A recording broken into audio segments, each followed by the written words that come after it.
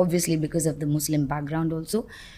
There were so many family members probably who were not very happy about it. മലയാളത്തിന്റെ താരസുന്ദരി നസ്രിയ പറഞ്ഞ വാക്കുകളാണ് social മീഡിയയിൽ viral. ഒരു മുസ്ലിം കുടുംബം ആയതുകൊണ്ട് ഞാൻ അഭിനയിക്കുന്നതിനോട് താല്പര്യം ഉണ്ടായിരുന്നില്ല. എന്നാൽ എൻ്റെ വാപ്പയാണ് എനിക്കൊപ്പം നിന്നത്. അഭിനയം എന്ന ഇഷ്ടത്തെ കൂടുതൽ പ്രോത്സാഹിപ്പിച്ചത് എൻ്റെ വാപ്പയാണ്. ചെറുപ്പത്തിൽ തന്നെ ടെലിവിഷൻ പരിപാടിയിലേക്ക് കടന്നു വന്ന നടിയാണ് നസ്രിയ നസീം. അഭിനയിച്ച സിനിമയെല്ലാം ഹിറ്റാണ്. അതുകൊണ്ട് തന്നെ നിരവധി ആരാധകരെ സ്വന്തമാക്കുകയും ചെയ്തു. കുടുംബത്തിലുള്ള ആർക്കും താൻ അഭിനയിക്കുന്നതിനോട് താല്പര്യം ഉണ്ടായിരുന്നില്ല, ഉമ്മ ഉൾപ്പെടെ. താല്പര്യം കാണിച്ചത് തൻ്റെ അച്ഛൻ മാത്രമായിരുന്നു എന്നാണ് ഇപ്പോൾ താരം പറയുന്നത്.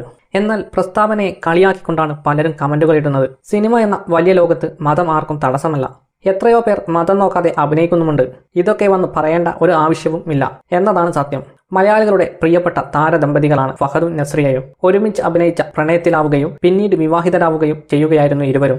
വിവാഹ സമയത്ത് നിരവധി വിമർശനങ്ങൾ താരങ്ങൾക്ക് കേൾക്കേണ്ടി വന്നിട്ടുണ്ട്. ഇവർ തമ്മിലുള്ള പ്രായവ്യത്യാസമാണ് വിമർശിക്കപ്പെട്ടത്. ഫഹദ് ഇപ്പോഴും സിനിമയിൽ വളരെ സജീവമാണ്. വ്യത്യസ്തമായ കഥാപാത്രങ്ങൾ ഇതിനോടകം തന്നെ ഫഹദ് ചെയ്തു കഴിഞ്ഞു.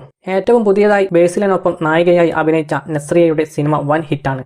ചുരുങ്ങിയ സമയത്തിനുള്ളിൽ തന്നെ മലയാളത്തിലെ ഏറ്റവും ജനപ്രിയ നായികയായി മാറാൻ നസ്രിയയ്ക്ക് സാധിച്ചിരുന്നു.